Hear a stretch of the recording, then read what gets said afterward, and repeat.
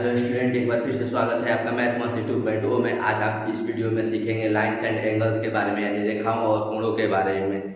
तो इसके लिए दो पार्ट में हम वीडियो बनाएंगे, वीडियो बड़ा ना हो जाए इसलिए पहले वाले पार्ट में यानी कि इस वीडियो में आप रेखाओं से संबंधित सारी जानकारियाँ प्राप्त करेंगे और कोण से संबंधित दूसरे पार्ट में जिसका लिंक आई बटन पर दिया हुआ रहेगा या फिर लास्ट में हम दे देंगे, डिस्क्रिप्शन में हम इसका लिंक दे देंगे। कोण के बारे में, कोण से रिलेटेड सारी बातें दूसरे पार्ट में आएगा और इस पार्ट में लाइन से रिलेटेड सारी बातें आएगी, ठीक है ना। तो आइए हम शुरू करते हैं रेखाओं के बारे में। रेखाएं क्या कहते हैं? रेखा किसे कहते हैं? रेखा लाइन जिससे दोनों किनारों से बढ़ाया जा सके। अब किसको बढ़ाया जा सके, बात यहाँ पे आता है कि रेखा किसे कहते हैं? तो जिसको दोनों किनारों से बढ़ाया जा सके, यानी कि हम लोग एक ड्रॉ करके समझते हैं। एक कोई रेखा है, ठीक है ना, जिसके दो बिंदु हैं ए और बी और इसका हमने नाम रख दिया एल, ठीक है ना। ये एल कोई रेखा है, एल कोई रेखा है और इसके दो बिंदु ए और बी हैं। तो इसे दोनों किनारों से अनंत तक बढ़ाया जाए उसे हम लोग रेखा कहते हैं, ठीक है ना। रेखा इससे समझ में आया। रेखाखंड, रेखा का वह भाग जिसके दो अंत बिंदु हो रेखाखंड कहलाते हैं। यानी कि जो रेखा है एल जो रेखा है जिसके अंत बिंदु हो, यानी कि सूचित कर दिया गया है ए और बी, तो यही ये वाला पार्ट जो है रेखाखंड कहलाएगा। ये भी पार्ट जो है रेखाखंड कहलाएगा, ठीक है ना। रेखा का वह भाग, वह पार्ट जिसके दो अंत बिंदु है, ये पहला अंत बिंदु है और ये दूसरा अंत बिंदु है, यानी कि ये दोनों किनारों से आगे नहीं बढ़ सकता, इसे रेखाखंड कहते हैं। अब रेखाखंड का आंतरिक बिंदु, ये एक नई टॉपिक है, इसको हमने ऐड किया है। रेखाखंड के आंतरिक बिंदु किसको कहेंगे? तो मान लीजिए कि ए भी एक रेखाखंड है, ठीक है ना, जिसे किनारे में कोई तीर का निशान नहीं बना। तीर का निशान बना है मतलब वो आगे की ओर बढ़ेगा। तो ए भी कोई रेखाखंड है, इसके इस रेखाखंड में कोई बिंदु Q है, तो इसी Q को रेखाखंड का आंतरिक बिंदु कहते हैं। रेखाखंड का आंतरिक बिंदु क्या कहलाएगा? तो QA भी रेखाखंड का आंतरिक बिंदु कहलाएगा। समझ गए ना? आइए किरण के बारे में समझते हैं। रेखा का वह भाग जिसका एक अंत बिंदु, यानी कि ये एक रेखा है तो इसका एक अंत बिंदु अगर है, ठीक है ना, एक ये अंत बिंदु हो गया पर और आगे की ओर कोई अंत बिंदु नहीं हो तो उसे हम किरण समझ कहते हैं। आइए इसे समझते हैं इस प्रकार से।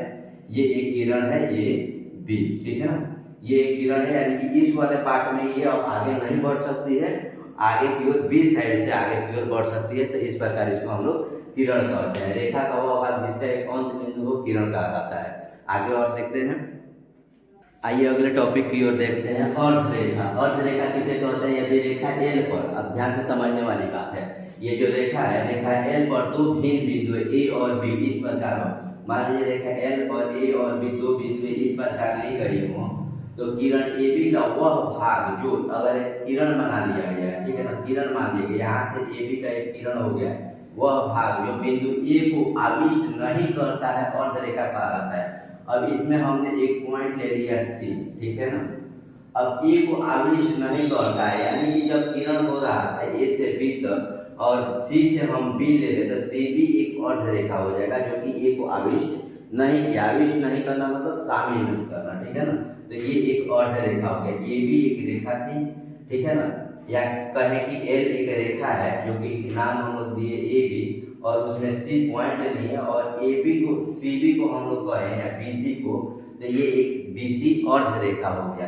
क्योंकि ये एक रेखा है यहाँ से यहाँ तक, तो आधा वाला पॉइंट अर्धरेखा कहलाएगा। या फिर हम लोग बी को अगर आविष्ट नहीं करें, बी को शामिल नहीं करें, तो ए सी एक अर्धरेखा कहलाएगा। इस प्रकार से हम लोग इसको लिख सकते हैं ए सी बराबर अर्धरेखा, यानी कि ए सी एक अर्धरेखा है और इसको हम लोग बी सी को भी एक अर्धरेखा कर सकते हैं, ठीक है ना। इस प्रकार से अर्धरेखा ये है। समझ में आ गया? अगले बिंदु देखते हैं संरेख बिंदु, कोलिनियर पॉइंट। संरेख बिंदु किसको कहते हैं? तो तीन या उससे अधिक बिंदु, कम से कम तीन ऐसी बिंदु है जो एक ही रेखा में हो, उसको हम लोग संरेख बिंदु कहते हैं। तीन बिंदु है ए बी सी, ये जो तीन बिंदु हैं एक ही दिशाओं में हो, यानी कि एक रेखा पे वो तीनों बिंदुएं आ रही हैं, तो उसे हम लोग संरेख बिंदु कहेंगे, ठीक है ना।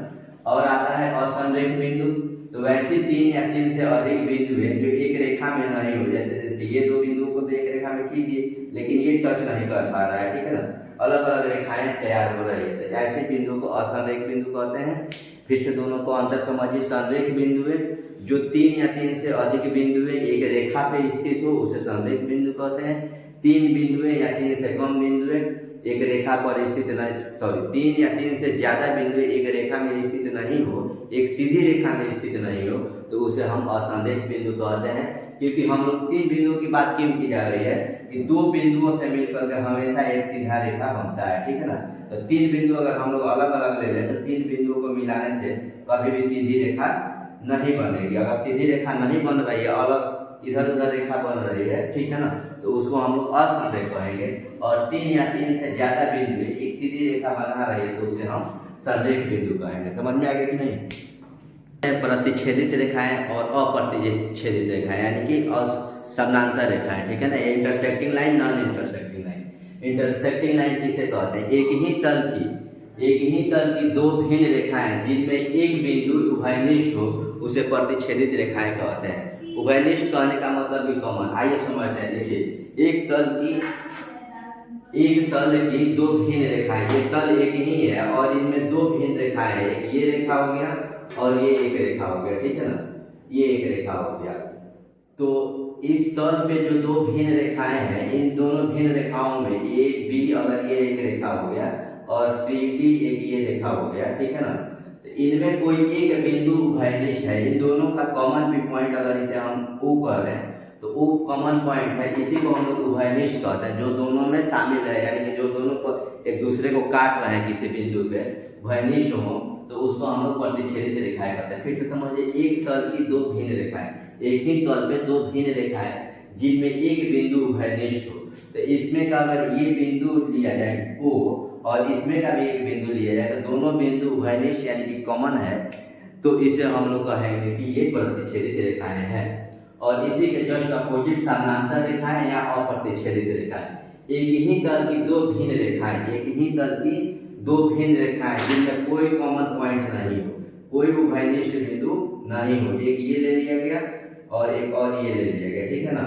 इसको अनंत तक बढ़ाया जाए, इसको अनंत तक अगर परिभाषा हम लोग लिखते हैं तो लिखेंगे एक ही तल की 2 भिन्न रेखाएं जिनमें कोई उभयनिष्ठ बिंदु नहीं हो, चाहे उन दोनों रेखाओं को हम लोग अनंत तक बढ़ाएं। ए बी एक रेखा हो गया, ठीक है, और सी डी एक रेखा हो गया, दूसरी रेखा सी डी हो गई। इन्हें दोनों को अनंत तक बढ़ाया जाए तो इन दोनों में कहीं कोई कॉमन पॉइंट नहीं आए, अनंत तक बढ़ाने के बाद भी कोई बिंदु उभयनिष्ठ नहीं हो, तो ऐसी रेखाओं को समानांतर रेखाएं कहते हैं या फिर इसे अप्रतिच्छेदित यानी कि नॉन इंटरसेक्टिंग लाइन कहते हैं। एक बात इसमें और भी होता है, समानांतर रेखाओं के बीच में अगर हम लोग लंब डालें या कोई रेखा खींचे तो वो 90 डिग्री का कोण बनाता है। ये जो कोण बना रहा है ये 90 डिग्री का कोण बनाता है, ठीक है ना। ये पॉइंट नोट करने वाला है। समानांतर रेखाओं के बीच अगर कोई बिंदु, कोई रेखा खींची जाए और उसे लंब डाली जाए तो वो 90 डिग्री का कोण बनाता है। इसका हम लोग डिफाइन नहीं कर सकते हैं कि कितना डिग्री का कोण बना रहा है, बट समानांतर रेखाएं और अप्रतिच्छेदित रेखाएं। अगले वीडियो में यानी कि इसके पार्ट 2 में कोण के बारे में कोण से संबंधित सारी बातों को समझेंगे। इस वीडियो में हमने रेखाओं से संबंधित सारी वीडियो को देखा।